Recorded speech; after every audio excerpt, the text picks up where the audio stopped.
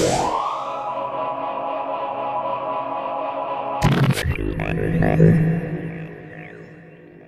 suis en compagnie de Mireille Gagné. Donc, bonjour Mireille, ça va bien? Très bien, merci de l'invitation. Oui. Pour le bénéfice de nos lectrices et lecteurs, j'aimerais savoir qui es-tu, Mireille Gagné? Je suis une autrice, en fait, j'écris de la poésie, j'écris de la nouvelle et dernièrement, j'ai publié mon premier roman. Donc, je travaille dans le domaine de la culture et des communications. Donc, vraiment, mon champ d'expertise principal, je travaille à temps plein dans le domaine des communications. J'ai toujours été vraiment intéressée par la littérature. Je suis une grande lectrice de littérature québécoise. En fait, je lis presque 100% de la littérature québécoise. J'aime beaucoup partager mes coups de cœur sur les médias sociaux. Donc voilà, ça fait le tour. Je suis mère de deux enfants, deux jeunes filles fort merveilleuses. Super. Tu as mentionné ton roman, justement. Bon, Le Lièvre d'Amérique, ça parle de quoi? Le Lièvre d'Amérique, c'est un roman un peu surréaliste. On le qualifie comme une fable animalière néolibérale. Dans le fond, ça raconte l'histoire d'un personnage principal, Diane, qui se pousse vraiment au maximum de sa capacité dans le milieu du travail. Donc, elle essaie d'être toujours plus elle est très perfectionniste, elle veut travailler davantage, elle veut faire le plus de tâches possible, elle se reconnaît, euh, elle, euh, elle construit son identité beaucoup par rapport au travail, donc un trou sans fond, le workaholisme, en fait, c'est le sujet principal du roman.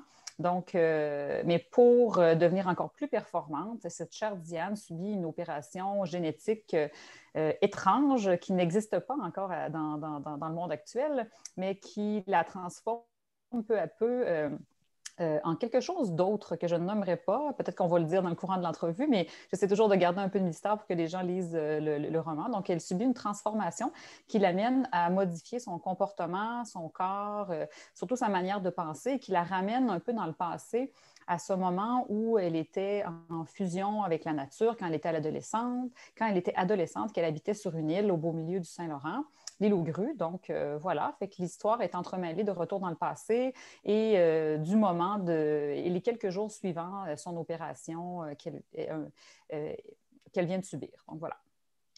Génial. Comment t'es venue l'idée? Moi, juste le titre en partant, je le trouvais comme très original, Le Lièvre d'Amérique. Tu sais, on dirait pas un roman comme de science-fiction. Ouais. Ben écoute, moi, tu sais, j'utilise beaucoup les animaux dans mon écriture. Là, tu sais, je suis poète aussi, donc je travaille beaucoup la frontière entre la proie et le prédateur. C'est un sujet qui me passionne vraiment beaucoup.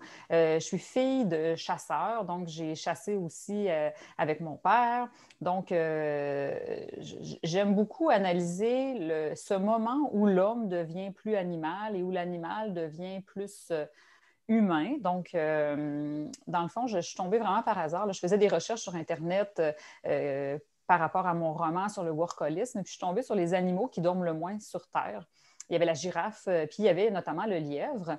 Puis je trouvais ça intéressant. Donc, souvent, j'utilise un animal totem dans mes écrits. Tu sais, j'ai déjà eu la corneille, j'ai déjà eu le chevreuil, j'ai souvent eu les oies. Donc, quand je suis tombée sur le lièvre, ça m'a beaucoup inspirée. Je me suis dit, ah, c'est intéressant, c'est le comportement d'une workaholic avec un lièvre qui s'affaire constamment, qui travaille fort, vite, la nuit, instinct de survie, qui déguerpit. Donc, tu sais, je me suis dit, c'est des comportements qui sont très associés au workaholisme et à la société actuelle dans laquelle on vit. Donc, je me suis dit, ah, je pourrais essayer d'interrelier ça dans mon roman. Puis c'est un symbole qui est quand même fort, le lièvre. Il y a le symbole de la patte de lièvre pour la chance. Justement, c'est une proie qui est quand même facile à chasser. Donc, je suis allée lier ça avec le personnage de Diane, un personnage, je me suis vraiment amusée. Là. Il y a des parties dans le roman où on les appelle les passages un peu plus documentaires animaliers. Donc, j'ai étudié le comportement du lièvre pendant des semaines. Là. J'ai regardé je ne sais pas combien de vidéos YouTube. Il y a tellement de gens qui mettent des trucs intéressants sur YouTube. Comment chasser un lièvre, comment colter un lièvre, tout ça. Donc, j'ai vraiment analysé ça. Puis, tout le comportement, comment la population grandit et subit une chute de population de manière draconienne. Je trouvais ça intéressant aussi de lier ça avec l'humain à l'heure actuelle. On s'entend que la COVID, on se pose des questions par rapport à la sélection naturelle. Est-ce que ce n'est pas une manière de faire le ménage la COVID, quand la COVID est arrivée? Des trucs comme ça. Je trouvais que ça avait un lien vraiment intéressant, donc je suis allée pousser là-dedans. Wow! Le livre d'Amérique, le titre, sincèrement, c'était clair comme de l'eau de roche quand j'ai commencé à lire sur le documentaire animalier que ça allait être le livre d'Amérique. C'était clairement le titre. Je n'ai pas hésité une seconde. Là. C'est ça, il n'y avait pas de doute, là. Non, c'est ça. Ah, super! Tu disais que tu es une grande lectrice de littérature québécoise. Est-ce que tu as des auteurs fétiches ou tu butines à gauche et à droite dans plusieurs genres? Écoute, j'ai beaucoup d'auteurs fétiches. Je suis en train de lire Martine Desjardins en ce moment, Méduse. Je l'aime particulièrement, là, des univers tellement intéressants, puis de la vraie fiction. Là, je trouve ça vraiment, vraiment chouette. J'ai sur je vais dire la pile de livres que j'ai présentement à lire. Fanny Britt. J'aime toujours Fanny Britt, donc Faire les sucres est dans ma liste à lire. J'ai aussi beaucoup de poésie en attente. Donc, je ne sais pas si j'ai des auteurs fétiches. C'est clair qu'Anne Hébert a été une grande inspiration pour moi dans le roman, dans la poésie aussi. Geneviève Amiotte aussi. C'est ma première porte d'entrée en poésie. Donc, quand je l'ai lu, ça a été une révélation. Je me suis dit, OK, peut-être que je pourrais écrire de la poésie.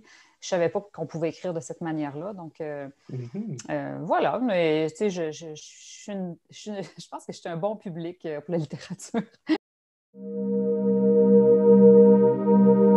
Tu dis que tu avais écrit beaucoup de poésie avant. Est-ce que ça a été dur de passer de la poésie au roman? En fait, moi, j'ai commencé à écrire plus de la nouvelle. Les premiers trucs que j'ai écrits, c'était vraiment des courtes nouvelles. On disait que mes courtes nouvelles étaient très poétiques. Fait que là, à un moment donné, je me suis dit, après avoir lu Geneviève Amiotte notamment, je me suis dit, tiens, je pourrais peut-être essayer la poésie. J'ai fait un recueil de poésie par la suite, puis j'ai comme continué quand même à faire de la nouvelle. Le dernier recueil que j'avais fait, Le syndrome de Takotsubo, aux éditions Sémaphore, c'est un recueil roman, en fait, c'est vraiment des nouvelles qui sont toutes interreliées entre elles. Puis la structure était vraiment complexe parce que j'avais une ligne du temps à respecter. Les personnages étaient intercalés puis revenaient à différents moments dans le recueil. On avait la perspective de chacun des personnages en cours de route. Donc, quand je suis arrivée à faire un roman, je suis habituée à une structure quand même assez complexe. Puis, je réfléchis beaucoup à mes structures de texte, autant en poésie, en nouvelle qu'en roman. J'aime quand il y a une structure derrière assez intéressante, un peu plus complexe que linéaire. Donc, j'aime bien creuser de cette manière-là. Donc, quand je suis arrivée au roman, c'est différentes parties que j'ai compilées ensemble, que j'ai intercalées. Puis, ça a donné un roman. Puis, au début, je pensais que ça allait être une longue nouvelle, une novella. Puis, quand je me suis rendu compte que finalement, j'avais quand même pas mal de stock, je me suis dit, je vais pousser pour faire le roman. Mais je ne vois pas vraiment de difficulté à passer d'un truc à l'autre. Moi, c'est souvent la première phrase que je vais écrire ou les premières pages qui vont dire OK, là, je fais de la poésie, là, je fais une nouvelle, là, je fais un roman. On dirait que c'est le souffle que je sens dans les mots qui va permettre de déterminer quelle forme le truc va avoir vraiment. Fait que, comme là, quand j'ai fait le roman, là, j'ai des idées pour peut-être d'autres choses, mais je me dis, je pense pas que c'est un roman pour tout de suite, je pense que c'est plus des nouvelles. Donc, c'est vraiment quand ça part que je suis capable de déterminer la forme de l'écrit. Comment tu as connu la revue Solaris? Donc, j'ai connu la revue Solaris, en fait, quand j'étais un petit peu plus jeune. Je faisais de la nouvelle. J'ai toujours fait des nouvelles soit surréalistes, avec un peu de réalisme magique. Donc, ça m'intéressait grandement. Donc, j'avais participé à quelques reprises, je pense, au concours de Solaris avec certaines de mes nouvelles. Puis, j'ai toujours trouvé ça super intéressant, comme c'est des lectures qui sortent de l'ordinaire. Donc, ça me plaisait grandement. Super. Est-ce que tu as des projets en cours ou pas présentement? La COVID a été quand même accaparante, je trouve. Nous, on a eu les enfants à la maison une bonne partie du temps, donc on faisait l'école à la maison en même temps, puis tout ça. Fait que, puis je venais de terminer, dans le fond, le livre d'Amérique qui est sorti. On l'a terminé peut-être en février, puis j'ai fini au mois de mars à peu près, non, peut-être un peu avant ça. J'ai fini au mois de janvier le recueil de poésie Le ciel en bloc qui vient tout juste de sortir. Donc, je pense que après cette période-là, moi, j'ai besoin d'un vide d'un vide d'écriture, puis je ressens le vide aussi. Là. J'ai besoin de le remplir avec de la lecture. Donc, j'ai toujours une période, après, quand je sors des livres, j'ai toujours une période jachère où pendant quelques mois, des fois, je suis absolument même incapable de lire aucun roman. Puis après coup, l'intérêt pour la lecture revient, puis on dirait que mon univers se remplit, puis je suis capable de penser à d'autres idées. Donc, je viens de terminer, je pense, la période de jachère. Là, j'ai commencé à relire, j'ai commencé à avoir quelques idées. Donc, je commence tranquillement à penser à écrire d'autres trucs. Mais c'est clair que ça a été évident pour moi, la période de la COVID, le travail aussi. Puis, le fait d'avoir terminé 2 livres, de se questionner aussi sur la réception des 2 livres, parce que moi, j'ai écrit ces 2 livres-là avant le confinement, avant le COVID.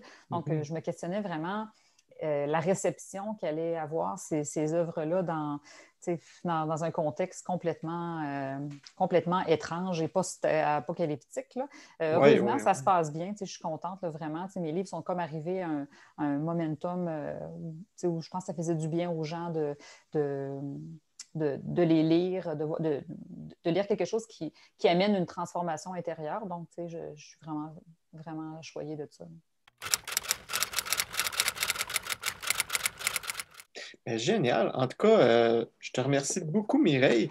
Et j'invite toutes nos lectrices et lecteurs à découvrir non seulement bon, ton roman Le Lièvre d'Amérique, mais également tes recueils de poésie, tes nouvelles, et à visiter ton site Internet